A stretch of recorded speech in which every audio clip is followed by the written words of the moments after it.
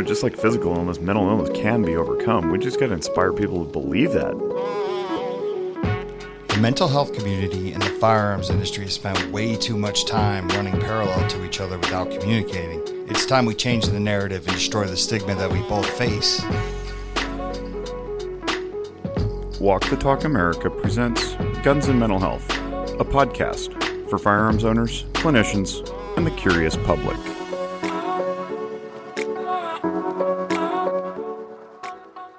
Here we are, ladies and gentlemen. We are trying something new with the live stream, and we're only going to find out if that worked after the fact. So I hope everybody could see and hear the intro music and that pretty sweet graphic that Kevin put together. I'm Jake Wiskerson. I am one of the four parts of the mental health of the Guns and Mental Health. I'm joined by three other parts: Brandon Covey, Dr. D.V. Palmer, Eddie Davenport, and then Mr. Guns himself, the most ungunned gun guy on the planet, Michael Sedini. And our esteemed, have we used esteemed yet for you, Kevin? Esteemed marketing consult person, Kevin Berry, who seems to be frozen in the lower left-hand corner of my screen, but we'll figure that out later. Our guest today is Lara Smith. Lara is one of those weirdos who's a liberal, but also a gun owner and a strident 2A advocate, thus proving that two seemingly mutually exclusive concepts can, in fact, exist in the same headspace. So to all those who, bag on liberals for not being gun supporters, here's your walking, talking, living, breathing example of how that's not true. In fact, that is a growing demographic among firearms owners, is the left-leaning politically, as well as women, which Lara is, and ethnic minorities too. So as our gun community continues to grow, we want to make sure it's not just a bunch of resting beard-faced white guys like you see on the screen here, but they come in all stripes and flavors. So hello, Lara. How are you? I have a lot to talk to you about today. I'm good. And thank you all for having me on today. It's really cool to see you. We were both up in Wyoming recently for our presentation at the University of Wyoming's law school. They were putting on a collaborative with the VA and the Department of Public Health up there. And we were really teaching about Firearms 101 and also laws, which you're going to cover because you're an attorney by trade, and firearms safety and responsible storage to prevent suicide, which is what our organization is all about. So that was really cool. It was great to hang out with you and spend some time. And Mike was up there with us too. And it was just a really good couple of weeks, even though it was at 7,220 feet, which made my head all weird because elevation sickness is a thing. Yeah, I think it made everybody a little lightheaded and made everything a little more difficult. But it was good to be there. And it was interesting to get to talk with everyone about all the issues that I think the firearms community doesn't talk about probably as much as we should in public and with broader audiences. Yeah, that's just it. The audience we got, being on a college campus, first and foremost, is startling. I think we haven't had a lot of opportunities to do that. I know Mike and I went to San Jose State one time, but also the intentional invitation of this broader demographic to come in and really experience what we experience in the gun community, which is responsibility, right? So I was honored. I'm glad that you were there and you lend a great voice to that. So why don't we continue with an introduction? Tell us who you are beyond just attorney and gun-toting liberal. You also are a very outspoken person and part of a club, if you will. So please indulge us. Yeah, so I'm the national spokesperson for a group called the Liberal Gun Club, and we are the largest left-of-center pro-2A organization in the U.S.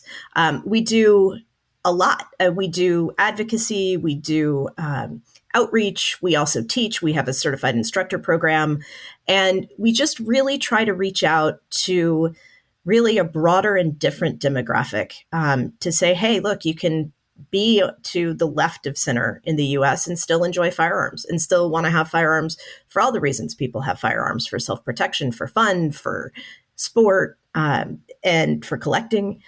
We have collecting groups, we have all kinds of different things.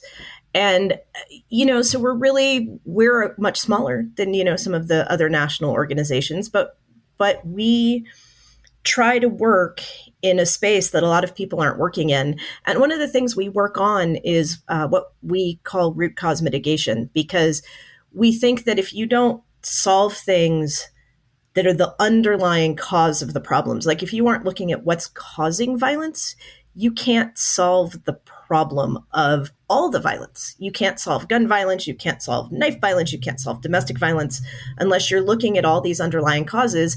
And we don't think it's one cause and we don't think there's one solution.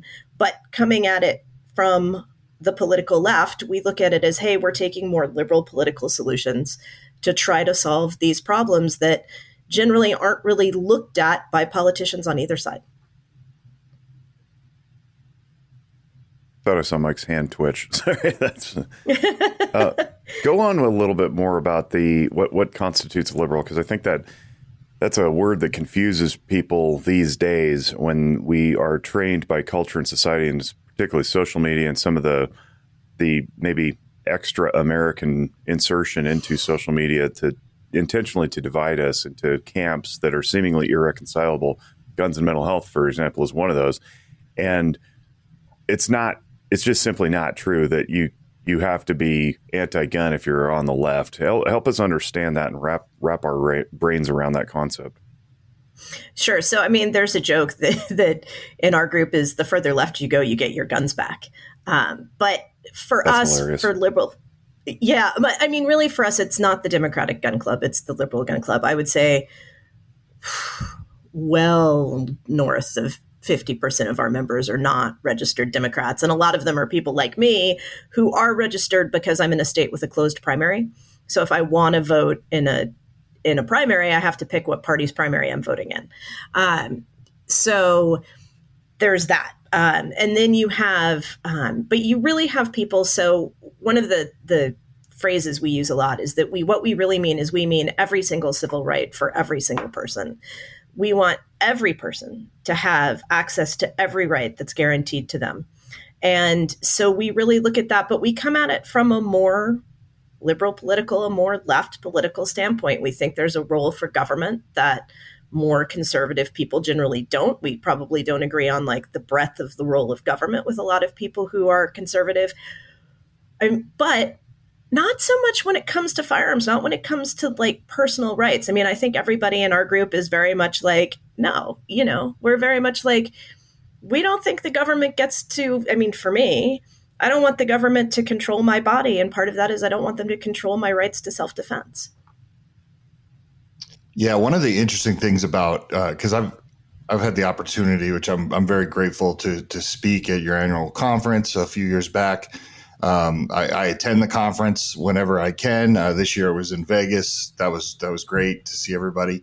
But for the listening audience that may be conservative or far right or say like, what the hell is this? Like, if they dropped you in the middle of that conference, you would have no idea where you were. It's the same as when gun people all get together and talk. Everybody's talking about guns. Everyone's talking about rights. You know what I mean? Like, and I always think it's funny when people make that judgment of the organizations, like, oh, those two things don't go together. It's like, dude, if you were dropped there, you would know no difference. You would literally think, I'm with my people. Like, we're talking about guns. Like, like the look, everything is exactly the same. And I don't think people know that, but I just want to make that clear to anybody listening, going, I wonder what that type of conference is like. It's a normal gun, enthusiast gathering that is absolutely no different than anything else. Oh, yeah. I mean, it's, I mean, we do joke about this, but it's everything from Glocks to Gatling guns. We literally had GATs at the conference. I mean, we do a black powder class that has guns from the 14th century. And we do a 3-gun competition class. We do everything. And really people in this group, I think it's funny because I think to a certain extent, if you're going to be in this group as somebody on the left and like out about, oh, I have firearms, you're probably more of a traditional gun person than a lot of people on the right who are like, oh, I'm a gun guy. Yeah. Come check out all the stuff we have. And it's fun to like go out. Mike, you've been at the range with us. People will come by and be like, what's that? Like, what are you shooting? What is that? What's that configuration? What's all this? Everybody has lots of stuff. We show up with literally hundreds and hundreds of firearms when everybody shows up, and everybody brings their things, and we have classes. We have, we have open shoots. Everybody goes and tries different things. And it's fun because you really do get this really broad group of people who are true firearms enthusiasts. I might ask, or somebody might ask, so I'll ask it on somebody's behalf. What's the point then? Why not just join any other group? Why have the liberal tag? I think I know the answer, but I want to hear yours. So the group actually started because we couldn't participate in a lot of the more conservative gun communities the minute anybody started talking about anything other than firearms. People would literally get thrown out of the groups. People would be abused, be told. I mean, you and I have talked about this. I get death threats, and I don't get them from people on the left for what I do. And that's the extreme. But the less extreme of that is the tribalism can be a real problem. And then we also have the group because there are people, especially in the marginalized communities that make up some of our membership, that really are not comfortable being trained by people from more traditional organizations that they feel have marginalized, have not, when there have been attacks, when there have been, you're not a real person, you don't deserve firearms because you're mentally ill because of your gender or your who you're married to, or all these reasons where you live. When you have that come at you from in the more traditional groups, you're not comfortable with that as training, and there's no belief that that's a person who's going to keep me safe when I'm going in to do something that is already uncomfortable and a little outside the norm. And I think it's really important to think about that for a lot of people on the left, firearms, they didn't grow up, a lot of people didn't grow up with firearms in the home. They didn't grow up with firearms as a daily thing. It's not the same as, hey, I grew up hunting with my dad. We always had firearms. I learned about this as a kid. When you're coming at this as an adult, and you're coming at this because I feel like I have a threat to my personal safety, and that's the reason I'm learning this, it's a really different way to start your interaction with firearms. Eddie. Hey, Laura. So I haven't really interacted much with the Liberal Gun Club outside of just, I think I'm in your guys' Facebook group. But I'm friends with Randy from Liberal Gun Owners. And we all know that there's multiple gun groups. Everyone has their own thing. But if you want to tell people, what's the main difference between Liberal Gun Club and Liberal Gun Owners? Like, why does one person choose the other versus one group? Or I know there's a lot of crossover, but like, what's the main difference between you two guys? So Liberal Gun Owners is really Randy's group. You discussed it. We are two separate organizations. Randy's group really exists more for its main purpose is not the social organization. Its main purpose is to kind of do some more theoretical work in the firearms world. Randy's published a white paper on that, and that's kind of their main focus. Whereas Liberal Gun Club is a more traditional firearms owners membership organization. LGO doesn't have the training programs for the public that we have. They don't have the real social aspects we have. So one of the things is, if you're a member in LGC, Liberal Gun Club, we have chapters. We have state chapters, and those state chapters get together and do shoots on a fairly regular basis, get together and have events. LGO doesn't have a structure like that. But everybody's friendly. I mean, obviously I know Randy and Adam, and they know us, and we like each other, we get along, but being two separate organizations, we're just not the same. It's not the same leadership, and we have slightly different purposes. Yeah, I was always interested, we're kind of chatting about this being all rights for all people. I guess what I was so surprised by in the recent years, and maybe I shouldn't have been, but maybe still was the idea that, for example, Second Amendment was somehow a left or a right issue. And I was just blown away by that, particularly I'll just mention like listening to like NPR over the last couple of years, which I've been an NPR fan for decades, and just to watch like how quickly like this was no longer an issue of everyone being able to defend themselves, being able to be responsible for themselves, and it became a left or right concern. Maybe thoughts on like how did we lose that perspective that the Second Amendment actually protects each of us collectively and individually? I think there's a couple of reasons. I think the marketing strategy the NRA picked was a big part of it. And I think that we really have to look at what that strategy was. It was very specific to pick a demographic and go after that. So there was that. That did not help on the political side. So I was originally a member of the DC Project. I'm not anymore. But at the very beginning, I was one of the first years of that. And when we went to DC the first time, I got an appointment with then Senator Barbara Boxer's office. And to my great shock, a couple of days later, I got a phone call from Senator Feinstein's office. And the girl who ran her like policy for the Second Amendment, her firearms and safety and essentially ATF policy, called me and said, "Hey, I understand you're coming. I understand you're a liberal. Can you come meet with me too?" And I said, "Really?" And she said, "Yeah, I don't have anyone to talk to about the technical side of this because the only people I know, I'm not a gun person. If I call the NRA, they hang up on me. They won't even talk to me." And so you end up with kind of this tribalism.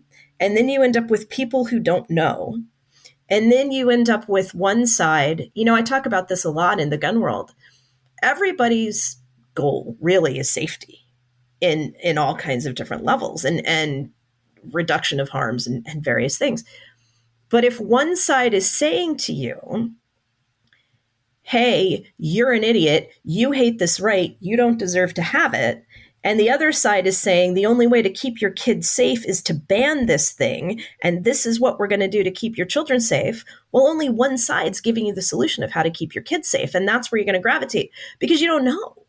And so it's really hard. I think a lot of it is this blocking of the message. And Mike and I and Jake and I have talked about this a bunch. I think one of the things we do badly in the 2A community is that we don't talk more about guns outside the idea of I have to have a gun to protect myself from some particular threat. We don't talk about guns are fun, guns are community, guns are normal, guns are an everyday part of American life, but they're also a right that other rights build off of. We don't talk about them as being part of bodily autonomy for women. We don't talk about them as being bodily safety for people with disabilities. We don't talk about them in ways that resonate with the non-gun community. And we need to do a better job of that. All of us, like everyone in the gun community needs to do a better job of that.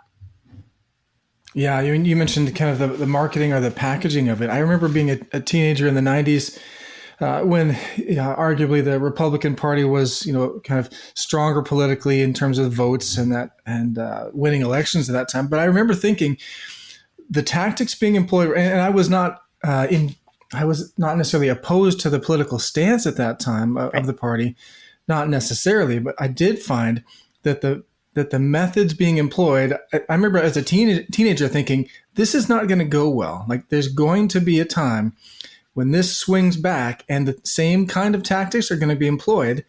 And I don't want to be on the other side of what's being done right now. I agree with like the ideological standpoint, but I do remember like to this day, I very much recall, really being a teenager in high school and thinking this probably won't go well down the road if we keep this kind of back forth. And apparently, I would say maybe it hasn't gone well. Yeah. And one of the things I think about politics and I talk about in politics when I go into rooms, when I go to testify, when I do that kind of thing, is I talk a lot about if your ideology is relying on othering people anybody, if that's your ideology, if your ideology is about othering, you really need to think about why you have that ideology, because maybe it's not actually based on rights. Yeah. So Right. Comes right back to that idea. Can you actually have the argument and present a case rather than, well, you are a bunch of, right? And that's always the thing. Like, you're just a bunch of. Well, that's a really poor argument. yeah, DB, that one of the things, and sorry, Lara, but this like popped in my head is when the new administration took over, right? In my head, I was like, oh man, we have some people that can really get some meetings, maybe get some things accomplished. I don't have that type of power, right? I'm not NSSF and I'm not NRA, but you know, in my mind, I know Jake and I have personally pulled you into meetings to get a point across to somebody that we were cognizant enough to know, like, hey, they don't need to see it from us, right? Like maybe they need to see it from a different perspective, a different face, somebody that they can relate to, right? And it goes back to why would somebody in the firearms community, like what makes them gravitate towards your club? And I've seen it like in real time. I've watched my mom like go through your website, who's huge liberal, huge feminist. And she was like, I like this. This is something I can give it. Right? Like I've actually seen it. So it exists. How do you feel? Do you feel underutilized by the community? Because I feel like you are underutilized by the 2A community. I still think we double down on the dumb shit where we just say things like, you know, oh, the liberals, da da da da da. It's like I would be like, okay, here's our people now that we're contacting. Here's our people that we're putting out there. Here's who, you know. I would make it so that you wouldn't have time to be a lawyer. I would be like, Lara, I need you on the road. Like I need you. I need you talking to all these politicians. I need you to get those meetings. What do we got to pay you? Yeah, I mean, honestly, like if there was somebody, I mean, the joke, right? The joke is that I hear this all the time. I mean, people on the right say this to me all the time. Well, Soros must just be paying you. I was like, dude, if Soros was paying me, do you think I would have this other job? Like, where is the check? I'll take it. You know, I mean, yeah, I think I am underutilized, but I think we're all underutilized, right? I mean, I think that's the problem with our groups.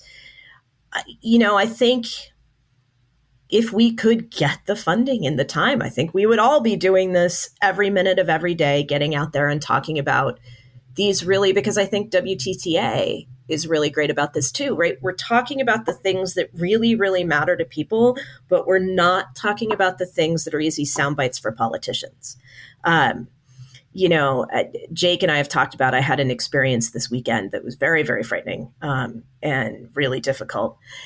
And talking about like, that's not something that fits either narrative, right? Like what happened this weekend doesn't fit. None of the gun laws were ever going to stop what happened. Everybody's fine. I'm not hurt. Huh? Yeah. My husband and I were in an episode of Street Violence on Friday night in Sacramento. A kid, not in a group, no yelling, no fight, unexpected. We're standing on a street corner waiting for our Uber that's a block away. A kid opened fire next to my head. Didn't hit anybody. Ran off. Happened in 5 seconds or less. Absolutely random act of street violence. Luckily, nobody got hurt. Pretty scary. I got pinged with brass. I couldn't train for it. Carrying wouldn't have helped. I'm really lucky nobody opened fire coming back at us. Like that incident, though, none of 17-year-old kid in downtown Sac, like right next to the it's called an area called Doco, so it's at the basketball stadium here. All the things we train for, that's not the episode that we train for. That's not getting mugged. That's not somebody coming up to try to do violence to us personally, just random. But that doesn't fit the narrative, right? And all the gun laws in the world aren't going to solve the problem of whatever that kid was going through and why ever he did that.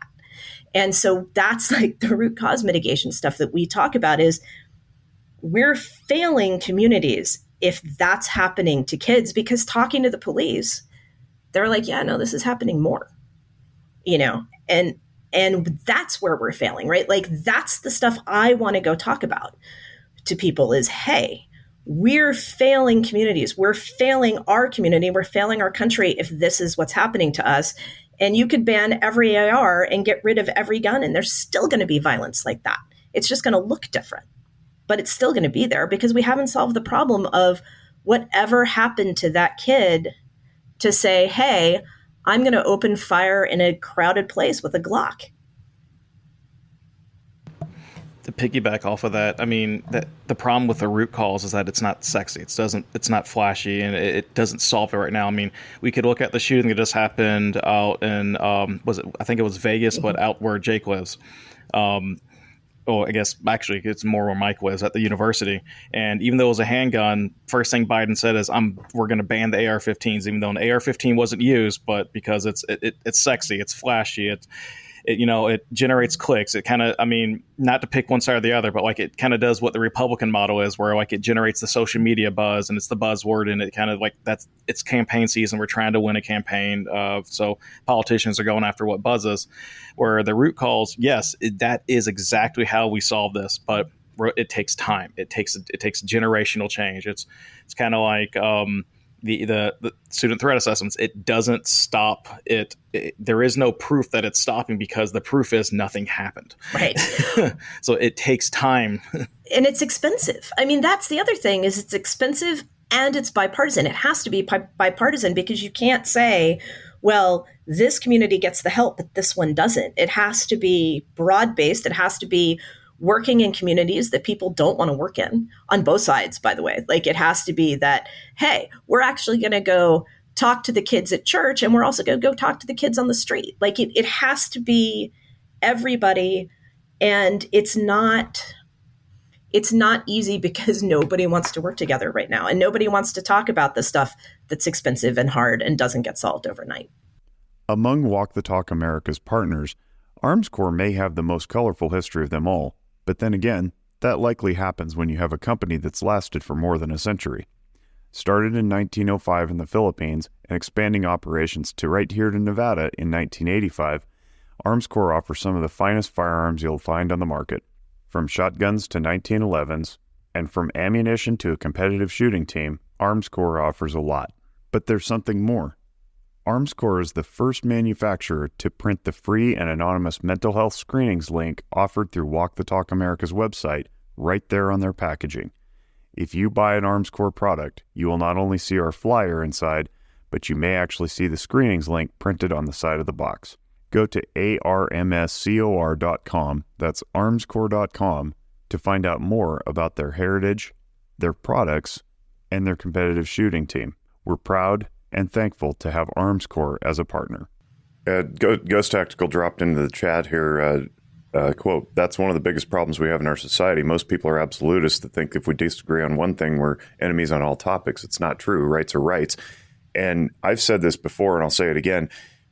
Root cause mitigation is not politically expedient. You can't go fundraise for the next election cycle off of the idea that, hey, just stick with me for 20 years and we'll solve this, because nobody's interested in that. It doesn't fund campaigns. What funds campaigns is dazzling talk bites and sound bites and social media buzz, like Eddie alluded to.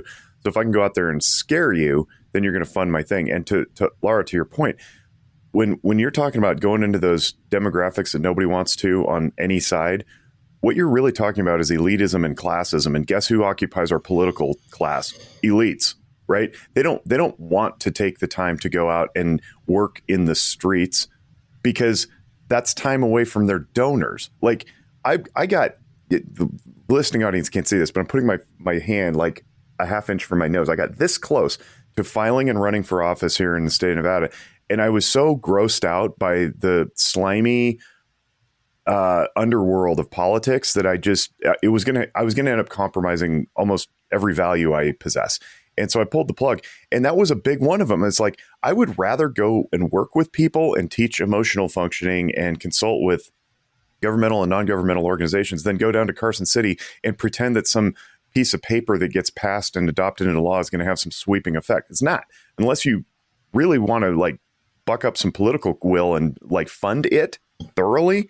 It ain't going to do anything. And then even if you do fund it, you still need bodies to execute it. So like, you're absolutely spot on with this. I think that the many layers of the Venn diagram are lack of interest in doing the real hard work, the separation of the groups as programmed into us by all the media that make money off of this stuff, as well as the entitled attitude that we can just stroke a pen and make some problem go away, knowing full well that it won't, but it will help fund the next campaign cycle, because I can point to it and say, look, I did something. I banned bump stocks or whatever it is. And it's like, You didn't do anything. Like, that didn't move the needle. This is why we got to get away from talking about mass shootings and start talking about mental health and suicide. If you want to solve quote unquote gun violence, the deaths are 2/3 self-inflicted. Like, what are we doing here? Jake, me and you talked about this a couple of years ago, but it's that instant gratification society that we're in. I mean, we have, it's since the days of fast food through the drive-through line. We have Amazon, we have streaming. Everything is instantly right now. There is no waiting. It's the same way, like, kids aren't taught to, like, okay, anxiety and depression, these things are normal. It's okay to have these feelings. We have to solve everything right now.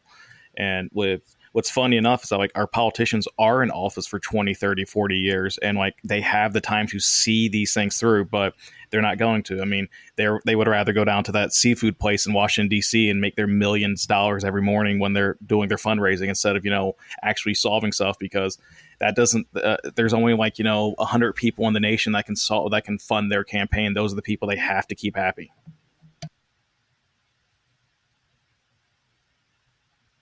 I think, gosh, we're right in the hornet's nest of stuff here, right? I mean, as you mentioned, so the issue of dealing with this could take 20 years, which, gosh, in the span of time is nothing.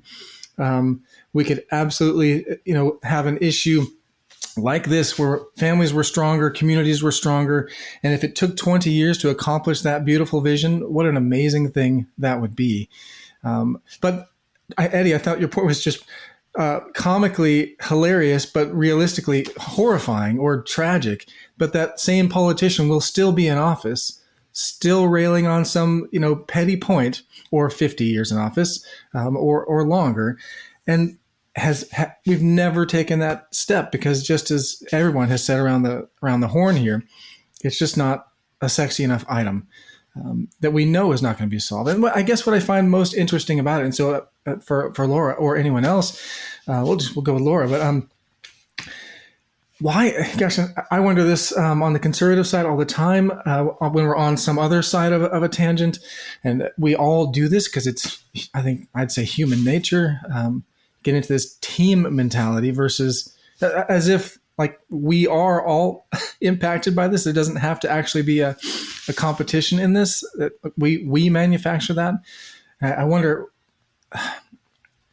how is it that we are so quickly swindled into the team or tribe dynamic when we all know that the elites, just as Jake said, it's actually the elites winning in this, and all of us are squabbling over some argument over our team versus their team, when there's a third team winning every time. I think that's a huge question to unpack. I mean, getting into the poli-sci of, Citizens United and funding in the U.S. for how politics work and our insanely long election cycles. And I mean, like, there's kind of the crazy poli-sci side of that that's way beyond the scope of this. But I also think people have always been tribal. I mean, that's kind of humans, right? Is that we are tribal. And in the U.S. right now, the tribal lines are kind of on the more, macro scale, or being drawn on politics, right? This is my tribe. I have to agree with what my tribe says. I mean, look, on both sides, there's stuff that comes out that if you really think about it, like, for 5 minutes, you go, that's nuts. Like, wait, they said what? And yet everybody's going to double down and say, no, that's completely fine. Why? That's not completely fine. That's just hypocrisy. Like, that. How is that helping somebody, right? Like, there's stuff like that comes out all the time. I mean, I live in California, right? I mean, the stuff that comes out on the left here about, like, we're going to force medication on mentally ill homeless people that came out at some point. Are you kidding? Hell no. Absolutely not. No, we're not. Like, in what world is that a liberal idea? Absolutely no, right? Okay, so that's an example of it. Yeah, just no. And but it's my tribe. I have to be okay with the person saying that. And part of it is the funding system we have.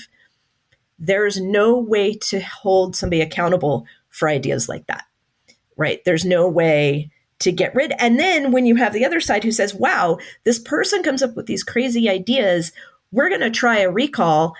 And they run somebody whose ideas are equally nuts and completely offensive to people. Like, oh, well, sorry, but if you're transgender, you're going to be less than human under my governorship. Great. No, that didn't help. That's the same problem. Can we not do that?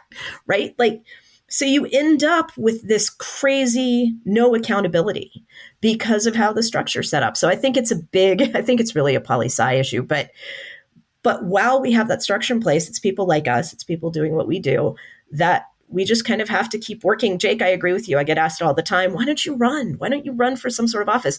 Because I can't do any work if I'm running for office. I'd much rather do work. For me, DB, it's neurological. This is why emotional functioning is so important to me. And on the shame guilt end of things, shame tells us that we fail to meet somebody's expectations, right? And that we're at risk of continuing to fail to meet expectations. We're going to get kicked out of the tribe. And anthropologically, human beings evolved through the Homo sapien line of hominins as opposed to Australopithecus or Neanderthal or Denisovans or any of those others, because so goes the theory. We hung together in tribes to be able to stave off things like predator attacks and climate change and so forth. So we have this hardwired in our neurological system that says if you fail to meet the tribe's expectations, you could get kicked out. If you get kicked out, you'll die. You need the tribe, therefore, right? Except we've made the mistake in recent years of thinking that everybody is the tribe and that we'll just go red, blue, right? If I'm in red, everything red is my tribe. It's like, no, it doesn't have to be. And you have to be strong enough in your personal constitution to be able to say, no, I'm not going to get on this shame guilt treadmill with you. And oh, by the way, who's the leader of the red or the blue, right? If they say something, we must all just fall into line. Yeah, because there's a threat that you'll get kicked out of your own tribe. And look, like the Democrats and Republicans are cannibalizing each other anyway because they've all become factious, right? There's like, it's so crazy to me to think that you can still be under one big tent and fighting among yourselves and not cohesive and still represent the broader tribe. Like, no, you can't. Like, so we need to have the interpersonal strength to be able to say, no, that's not what I believe in, and I don't care what you think of me. And I think honestly, there's been a major upswell of this. People who are now considering themselves politically homeless, who go toward the nonpartisan or the whatever that they might call themselves. And to Lara's point, the system is such that if you want to participate in the primary elections, you can't be registered nonpartisan or independent in Nevada or California or many other states. So if you want to participate in the process, pick a team, pick a tribe, and you better be lockstep with it. It's like, and so we get this feedback loop that's really just not useful. I mean, this has been a really good conversation, but one of the main reasons we've had you on is because you're an attorney by trade, and we wanted you to go over some of the legal issues related to firearms culture and obtaining guns like a 4473 and and red flag laws and ERPOs and that kind of thing. So I want to make sure that we put this to bed well. I don't want to leave anybody's opinions hanging. If there's still stuff to be said, let's do that. But I definitely want to pick Lara's brain about some of the obstacles to exercising our fundamental civil rights from a legal perspective. Yeah, and I think part of it is both the fundamental like problems we have exercising them, and then the ones that aren't really there, but that keep people. So I think it's two-sided, right? How are we stopping people from exercising their rights? But how are we stopping people from getting help because they think they won't be able to exercise their rights, right? That there's two sides of this, and this the language on the 4473 that you're a prohibited person. Let me see if I can find it. There's kind of two that are really, really difficult for people. One is, are you an unlawful user or addicted to marijuana or any depressant, stimulant, narcotic drug, or any other controlled substance? And then the other one is, have you ever been adjudicated as a mental defective, or have you ever been committed to a mental institution? And people really don't know what those two things mean and what they don't mean. And so, one of the big problems we have right now is if you use pot, you can't buy a gun, period. Right. It is illegal under federal law. And if you fill out the 4473 and you say, I don't use it, and you do, you've committed a felony. And if you do use it and there's medical reasons for it, and also free choice. And I mean, Jay, you and I have talked about this before. Like, do we really want to differentiate between alcohol and pot? Like, recreation use, Yeah. all these things. What if I used to use it? What happens if I wasn't using it? I buy a firearm and now I'm using it, right? These are all the questions that people start asking. And then what's an unlawful user of a depressant, stimulant, narcotic drug, or any other controlled substance? Is it, hey, I was prescribed these pain pills to take at, I don't know, 1 pill every 8 hours, but they're not controlling my pain. So I've popped it up to 1 every 6. Am I now an unlawful user because technically I'm using them off script? What if my doctor gave me this prescription and said, hey, this is an off-label use? Is that technically an unlawful use of something if it's a narcotic? So these are the kind of things that people get into. The answer... Let me jump in there real quick, too, because when we're talking about like really getting into the weeds of the technical definitions of what is intended by the 4473 questions, the mental health one is incredibly intimidating.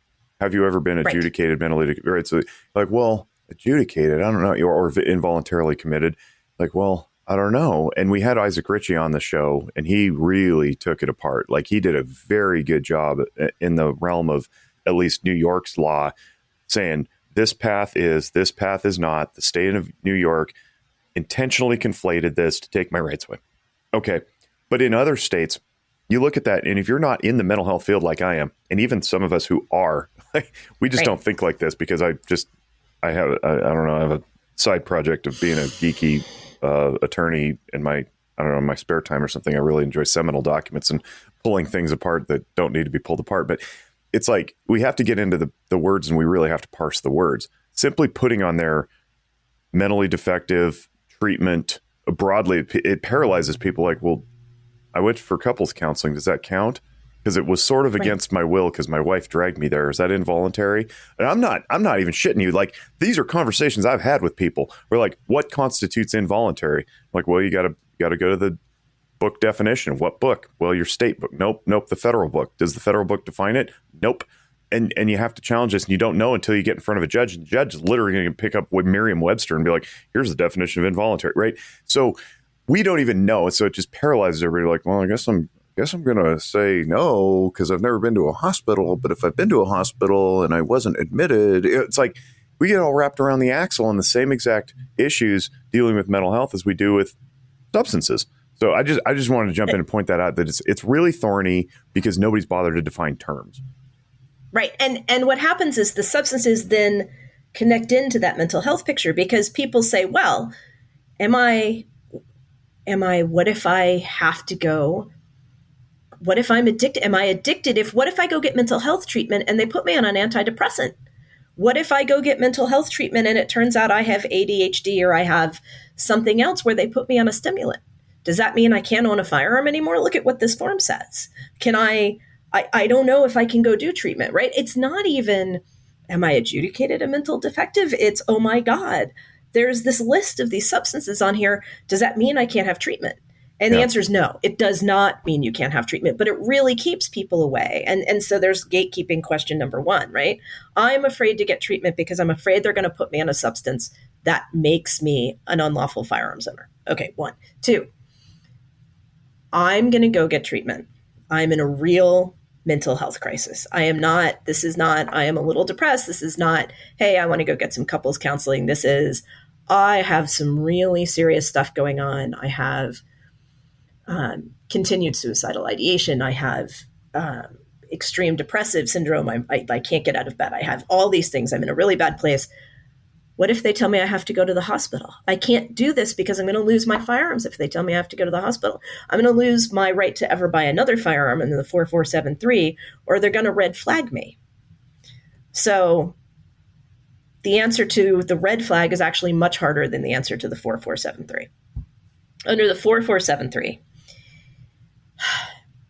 if you voluntarily go into treatment, you are not, in almost every case, except really severe, very outlying cases, you will not become a prohibited person. And even just treatment's never going to be that. A prohibited person is somebody who is committed to a mental institution by a court or by some sort of panel because of some fairly severe mental illness against their will, essentially. It is an involuntary experience. So if you are, in California, it's called being 5150'd. You have, somebody has a mental event, the police are called, the police say, we think this person is a danger to themselves or others, they are taken to the hospital. For a 72-hour hold, when there is no judge involved and there is no admittance, that is not a prohibiting factor in either California or under the 4473. However, if you how do we know that, Lara? How do we know that? Because I don't think that's common knowledge. There is actually a form that was put out. It's the prohibition is actually in 18 USC section 1922 G4, and there's the definition of this. So there's something called the Federal Register, and it has it's kind of like the operating terms of the federal laws. It kind of tells you how to know. At 27 CFR section 478.11 in 2009, the ATF actually put out a one-page, here's the limits. And so you can kind of look at these. And then a lot of states actually have their own version of this, of this is what we mean. So if you look at the state laws about what happens under involuntary commitments, you'll find it. So this is right in New York. This is different because New York says, I think what you were talking about is that essentially the minute you're taken in under New York, that's an involuntary commitment for some period of time. No, it's not actually. And that was the point that Isaac is making in his in his suit. But it sounds like it's starting to align here, though. And I didn't know that governing doc or guiding principle existed. So that's good to know as well. So we're not just guessing at what terms mean. We're not guessing, but even the definitions aren't great. But we do know that it really has to kick in. What really kicks in is once a judge is involved, essentially. But treatment, going to get treatment before major crisis or even in major crisis, voluntary treatment is not disqualifying. And I really want people, because I think there's so many people in all kinds of parts of the gun world. And by the way, this is a huge concern in the LGBTQIA community of if I go get treatment for all kinds of things, am I going to be committed?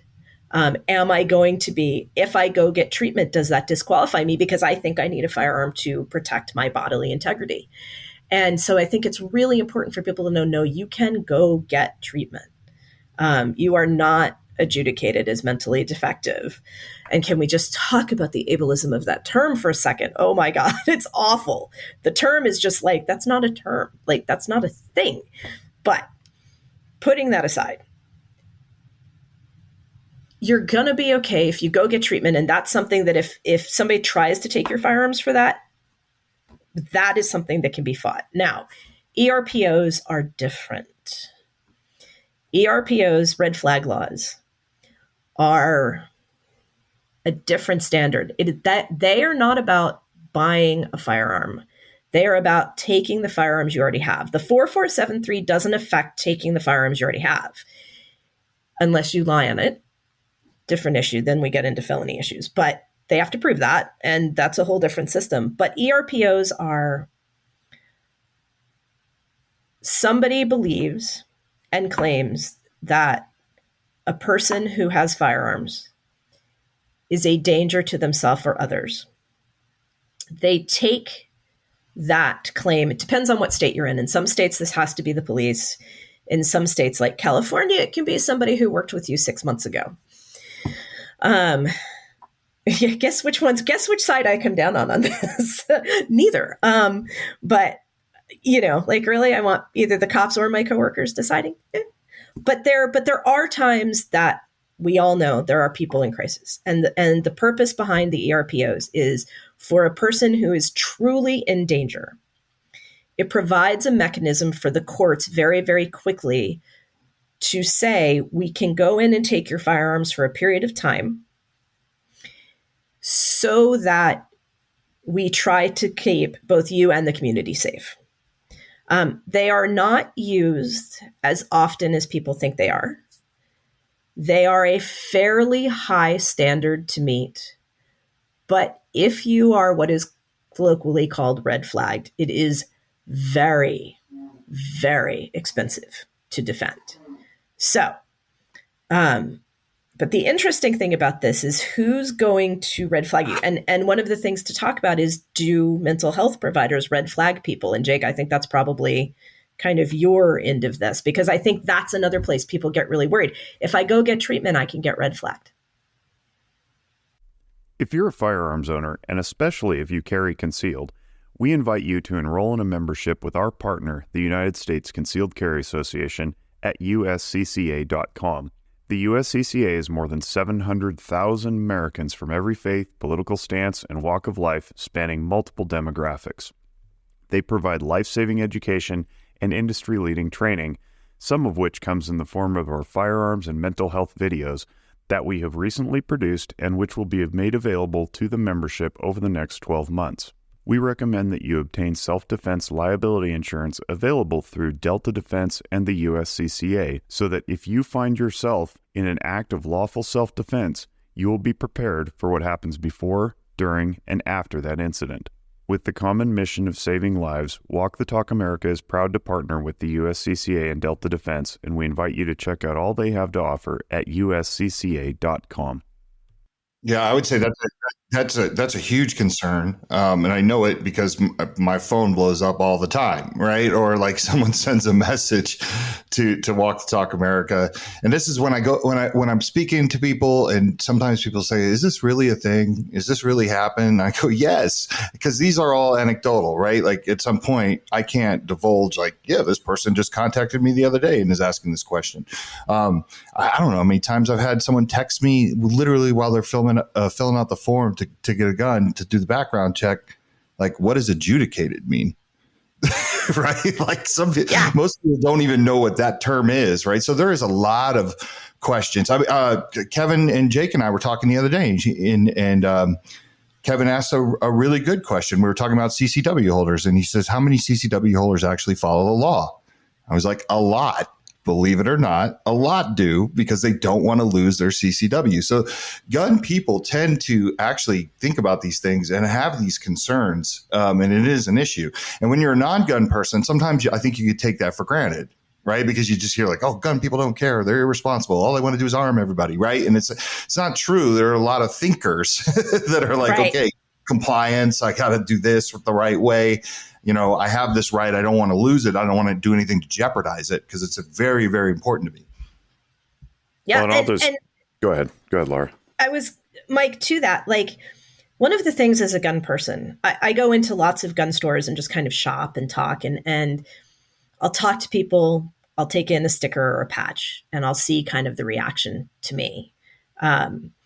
Because it's really interesting with what I do, right? It gets people talking, especially like the people behind the counter, the people in the store who run the store. They'll talk about things that they don't normally kind of start talking about, right? And I will tell you, I will not buy firearms from certain stores, not because they're conservative, but because they say things that are so legally incorrect that I'm like, there's no way.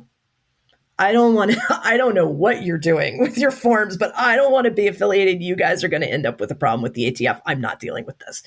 And so, like, I think there's a problem in the gun community because almost everybody is super law abiding. And then you have the people who are like, but I know what the law is. And it's like, whoa, no, that's not right. Let's take a step back. Like, you really, if you're going to do this, being responsible is also really knowing, like, it's nice that you want the rules to be another thing, but here's what the government thinks the rules are. Let's stay on that playing field if we're talking about like these types of interactions. And so I think it's really important in the firearms world to really talk to people. But, you know, I've been in numerous gun stores where somebody's come in and said, hey, not so much in California anymore because our laws changed, but before, when we had the medical marijuana cards, hey, I have a card. Can I buy? No, you can't. Sorry. That's an automatic disqualifier. You know, you can't, we can't sell to you while you have that card. Because we know, and it's a violation on the 4473. And so, like, I think a lot of people don't realize those conversations happen That's the conversation that happens 99 times out of 100 is, no, I'm sorry, I can't sell to you. That actually happened to a family member of mine. I haven't gotten permission to give their name, so I'm not going to. But they had to make the choice between a medical marijuana card for pain management because all their pain meds they were given weren't working, and they have a lot of surgeries going on, and they didn't want to get hooked on stuff because there's just a lot of stuff that you can get like addicted to on the pain medication side. They had to make a choice between their concealed carry or medical marijuana card. And it was a hard choice. I mean, they're a woman. They have a right to, defend themselves. And it's a hard choice to actually make that stuff. And then we're talking about the 4473 stuff. And we've mentioned California, mentioned New York. I live in North Carolina, and our laws are just as screwy. Like if you get treatment, there's a chance you're losing your rights for 3 years, which is very scary, even if it was your choice. As a therapist, it's always scary for me thinking like, because granted, I work with mostly adolescents, so luckily their records are sealed at 18. So most of what I'm working with are sealed. But I always take it very seriously if I ever have to do anything involving IVC or involuntary commitment, because like I don't want anything to follow these kids for life, especially the ones that are 17, because at this point they're so close to turning 18 that what happens if something goes on that they stay in there till they're 18? Do they lose their rights for life? Which again is just fucked up in general, because like we've talked about it. I mean, years ago when I was running EMS, I was suicidal. It is what it is. Like there's been chances where guns were against my head. We've talked to stories with people like this. Why then, when I was going through a real issue, through a real hard time, should I lose my rights for life when I was just kind of fucked up in the head, whatever you want to look at it? I was depressed. I was anxious. I could not stand to be alive because of the trauma that I had seen. And I hadn't got the help with it. I was trying to self-medicate. Why do I need to lose my rights for life when all it took was just a couple years, a good woman, and a good therapist? I want to jump in and point out that on our CCW application for Washoe County right now, and this is different from the 4473. 4473 is the federal government decreeing that you may have permission to buy a firearm, right? Concealed carry permits are different, and they vary by county sometimes, not to mention state. And on ours, it says, it's got a bunch of questions. During the 5 years immediately preceding the date of this application, have you been committed for treatment of the abuse of alcoholic beverages in this or any other state? It's like, you know how many cops paddle alcoholism? Like, so define committed. Was that doesn't say adjudicated. So if I'm committing myself to this treatment because I realize I have an alcohol problem and I want to stop doing that, do I lose my job? Do I not get to defend myself as I see fit?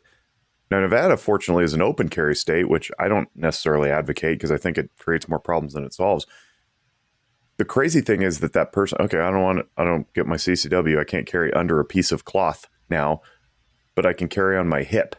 It's like, who's making these rules up? And why aren't they consulting people like me and Eddie and DB and Brandon who do this for a living, who help people recover? Because when you're done with care, you're done with care. We don't do this with physical ailments. There's no question on here that says, have you ever broken your finger over the last 5 years? Isn't that a safety issue? You know what I mean? Like, we're not asking. Why? Because presumably when your finger's done being broken, it's working again. Well, why don't we extend the same courtesy to mental health treatment?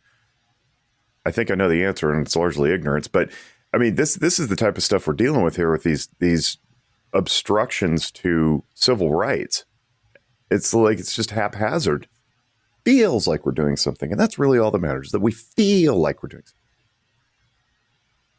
Yeah, Kevin in the chat, if you break your foot, you can't ever drive again.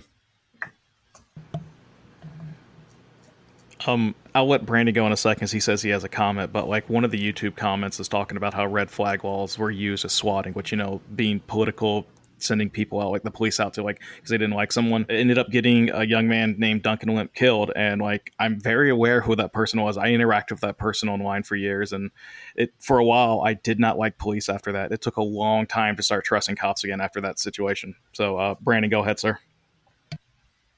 Yeah, Jake pretty much kind of said what I was going to say, but just to kind of go back what you said when you shared your story, Eddie, you're a perfect example of someone who got help and, is fine now. So, a question, I mean, I think all of us, the clinicians, have said at one point on this podcast is like, what's the point of our profession if, there's that stigma that people can't be healed? And I mean, I know we've said that a lot, but it's just, I think it's worth repeating. And like, why is that a stigma? And like, the answer is because it's political. Like, Right. it's 100% political. There is no other reason. Like, they're not consulting therapists. They're not consulting psychologists. Hell, they're not even consulting doctors. They're doing it because it's the background. It's the backdoor shadow banning. It's like where California starts banning lead ammo. Why do they do that? Because that's the easiest ones to do. Means you can't reload your own ammo. We do that with other things, and that sometimes it makes sense. Like no lead ammo, like for waterfowl. Well, that's because we don't want it, polluting the water. I get that. That's one thing, but like no lead ammo has to be solid copper, which is extremely expensive. It's all backdoor shadow banning, and then we have like the mental health stuff is just because again it feels good. That's just like we're going to generate money because hey, look, I did something. I mean, then the laws are so confusing. Like even in my own state, you have the federal laws and you have the state laws, and like where do we even go with this? Like how do you know? Like we're talking about in the chat with Biden's son right now with the substance use and then the firearms. It is where does it even start? I think like I'm going to let DB go on this because he's kind of an expert on this. I'm going to let him go on it. Well, I mean, I don't know about expert, but I mean, definitely that's the interesting piece of the Hunter Biden case related to firearms. And so I know that for both sides, we're going to air quote that for those who are on the podcast. I'm firmly air quoting this, both sides. One's looking at the Biden case from one perspective, the other from the other. And interestingly, Hunter's position in this is that on one of the charges is that it's a very interesting 2A related case, and that the original intent under Bruin is what should be moved forward. Like, was this the intent at the time? Is it related to how this might move over time? And that's the position that he's taking, is that intoxication would be an issue of carrying a firearm, not receiving treatment. That was not the original intent. And that's likely how that case will move forward. And so for those who don't like Hunter Biden, which there are a lot of those, and for those who don't like not liking him, and maybe don't want to have to like him, but are forced once again into sides on this, well, then they're in a hard spot as well, because now you need to support the Bruin case, which is problematic if you're an anti-2A person. So the challenge here is we've got to actually have a reasoned and measured response, which we don't tend to do very well. I know, Laura, you're going to hop in on this one. I'll get out of the way of this legal concern. Well, and I think that a lot of people don't realize that the real concern with Bruin is not the firearm side of Bruin. It's the completely restructuring how the Supreme Court reads law, right? Like Bruin was done to allow the overturning of Roe. It wasn't done to advance the 2A. Like we all know where that case came from because they had to change the framework or it wasn't going to work. But as a lawyer, the real concern for me about Bruin is not those two cases. It's what does it mean going forward and how do we even know? It really completely structurally changed constitutional law.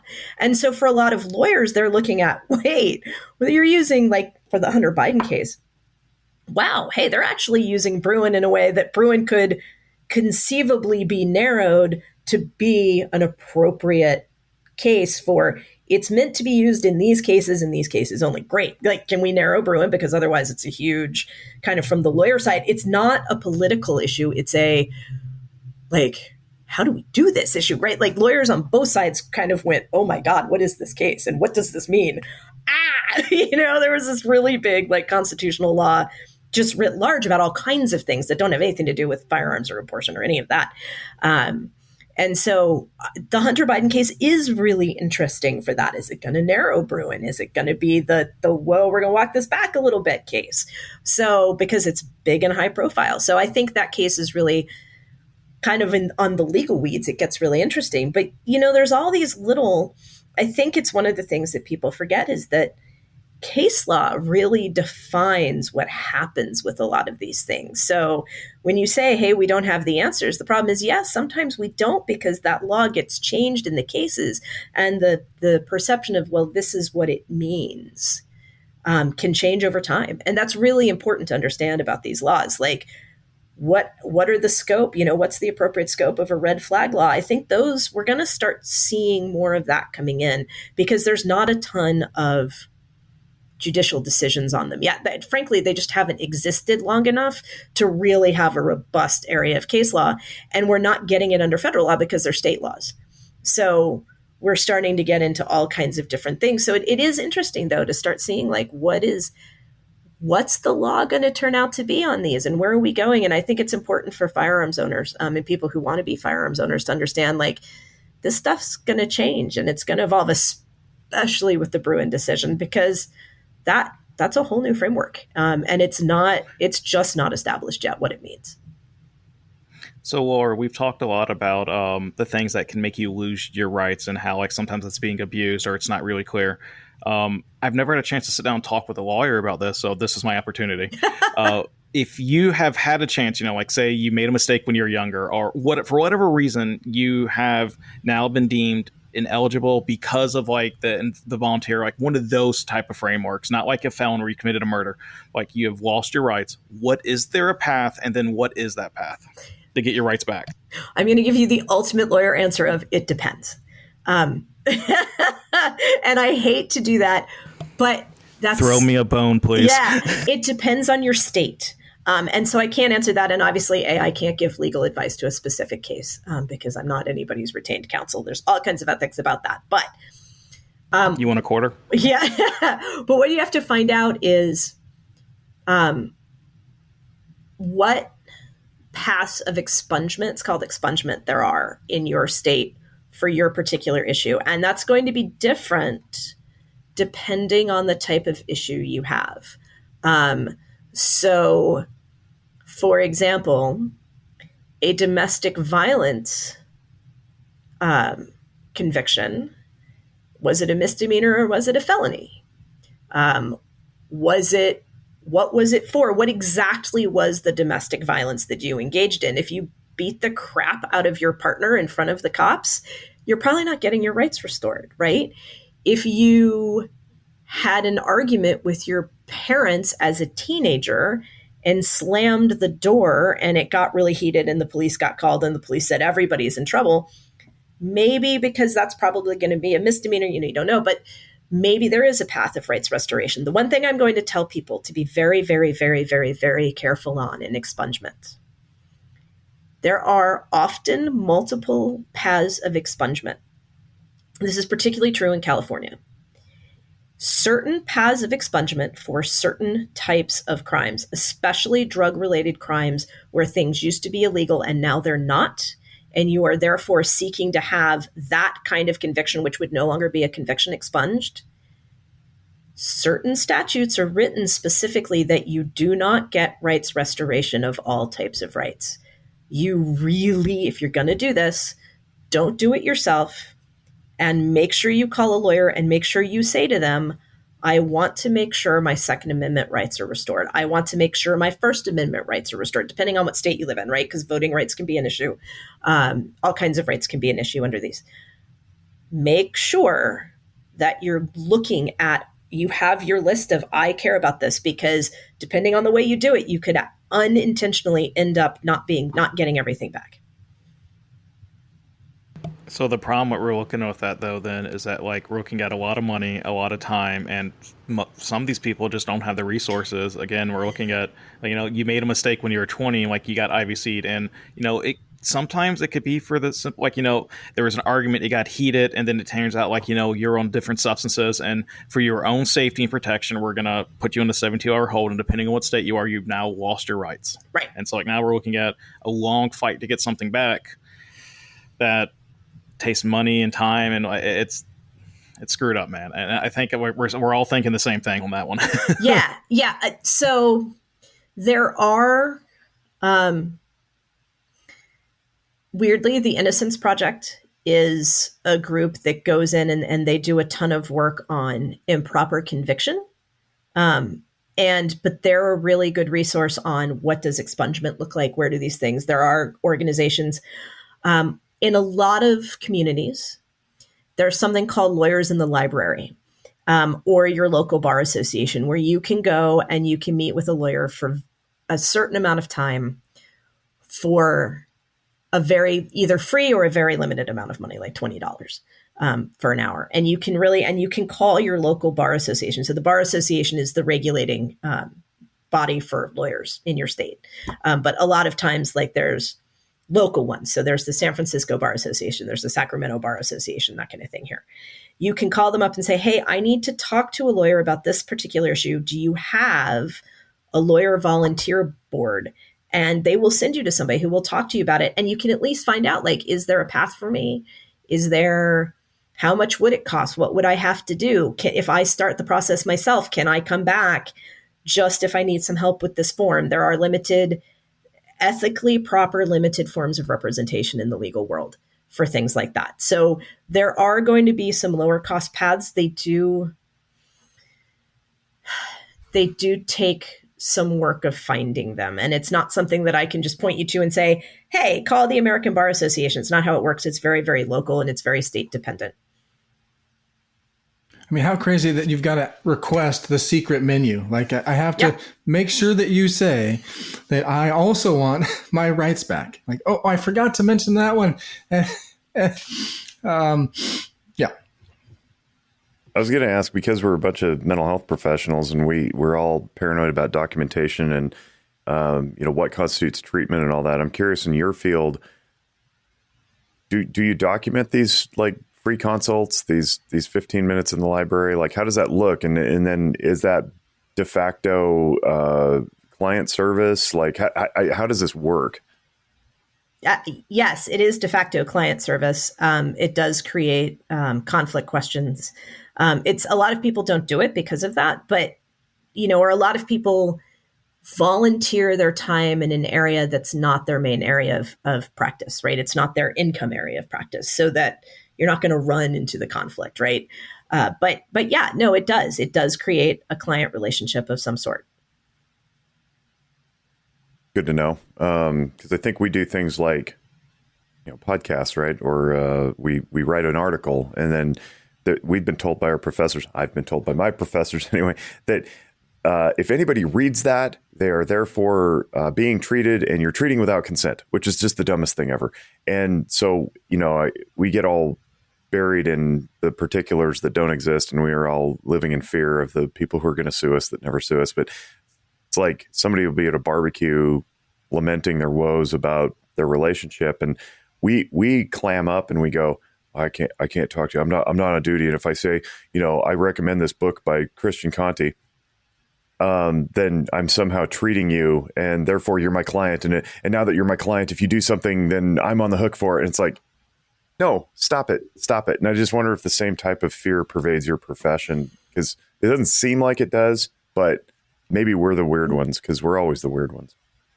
No, I think it's actually, in our profession, it's much more defined. Like, we actually have a pretty clear code of ethics on what is and is not a client. Yeah, we don't. Yeah, it's all treatment dependent, right? It's like, what is treatment? And for us, we've basically, the way that I've defined it is, did you sign a consent form? Do I have a treatment plan? Did I diagnose you? Do I have paperwork on the books? Otherwise, I can go have a burger and talk to my barber about, like, on his off day about, how his marriage is going. It's like, am I on duty at that point? And I don't think I am. But there are people in our field who would say, absolutely never, ever do that. Like, well, then how am I helping humanity? Stop it. Right. I mean, like, and as somebody who gets treatment, right? Like, I would say, if I called you and said, hey, Jake, I have a question about, like, the functionality and what, like, DBT means, right? Can you, like, sit here and explain DBT to me? It's a type of therapy. I would not consider our conversation treatment. But if I call you and say, hey, I really need to talk through this thing that happened, can you take me in? I want intake. I want to be treated as a patient.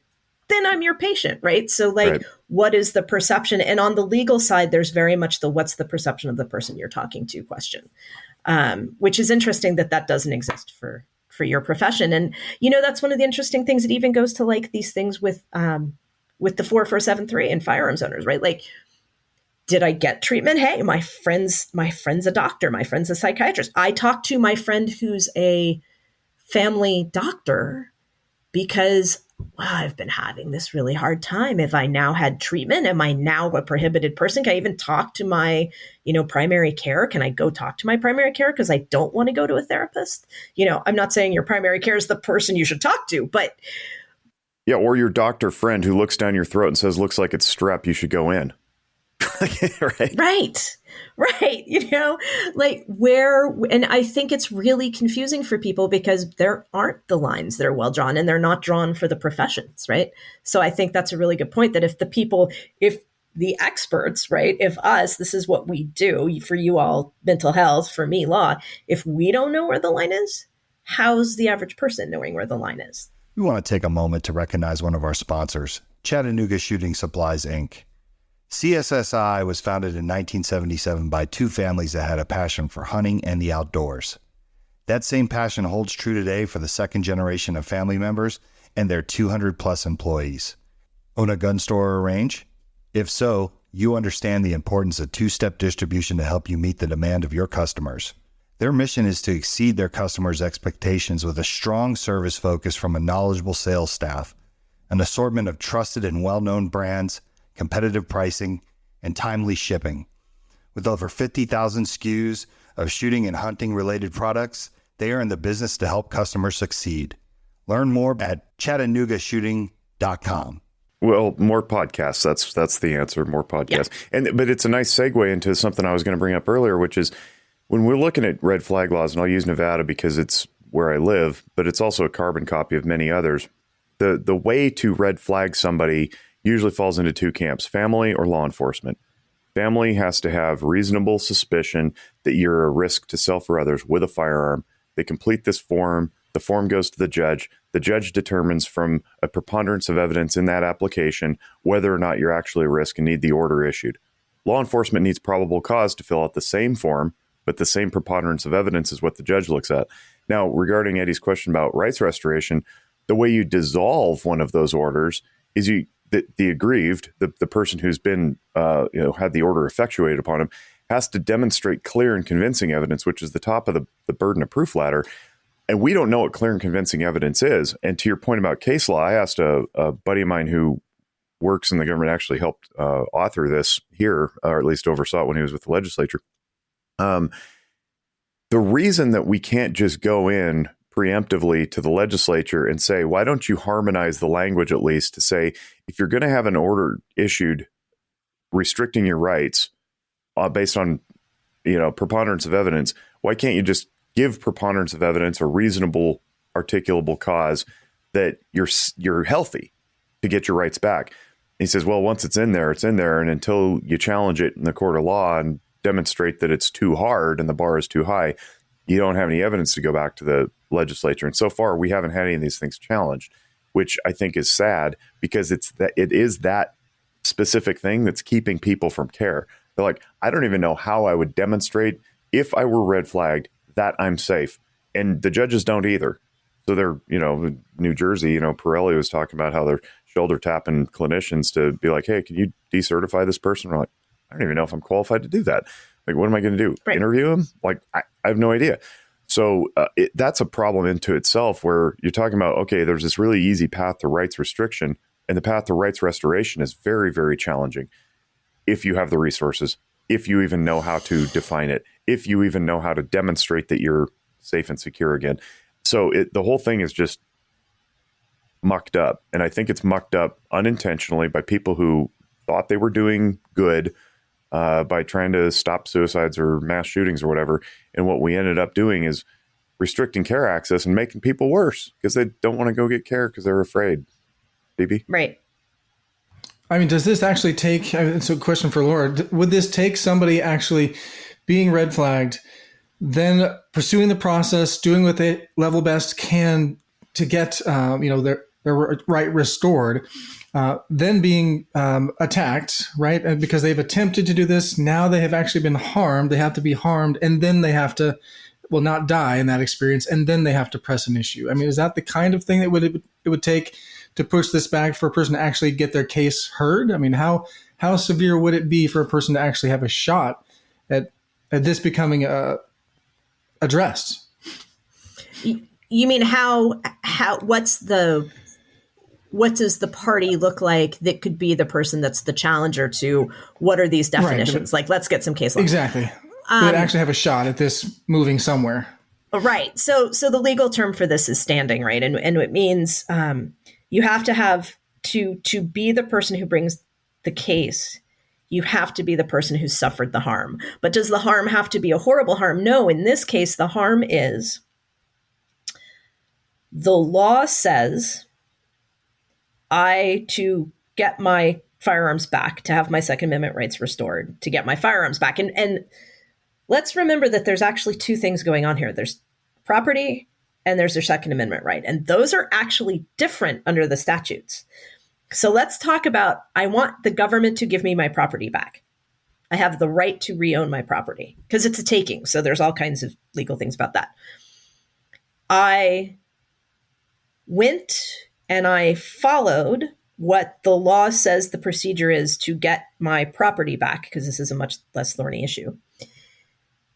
And no one would do what you said I have to do. I cannot find a provider who is willing to give the certification because it is an ethical violation of theirs to do so, right?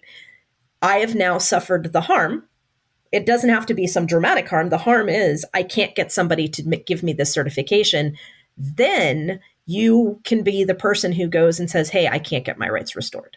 And therefore, this law is improper. And then you would bring the lawsuit that the law can't be enforced and that I get my rights restored because the law, you can't have a law that doesn't work, essentially is how it goes, right? The government can't just say, well, the default is we get to keep your property. That's actually not the default. The default's the other way.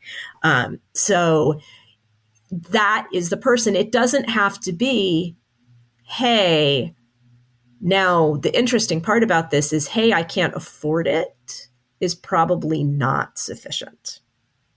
There is a big movement in kind of the circles who talk about red flag laws and what would make these not acceptable, but better, right?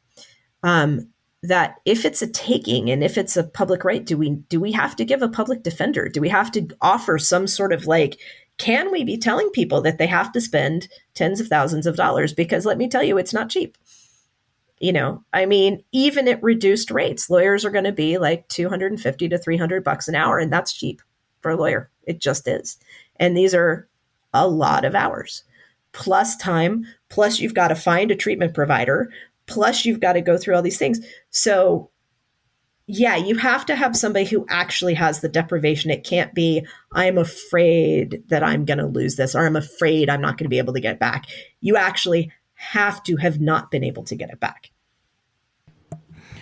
I don't do the right restoration stuff, but I am tasked in my local area of doing student threat assessments. And right. I had a local one that, without getting into the weeds of it, without throwing any schools under the bus, I do not think it was handled properly.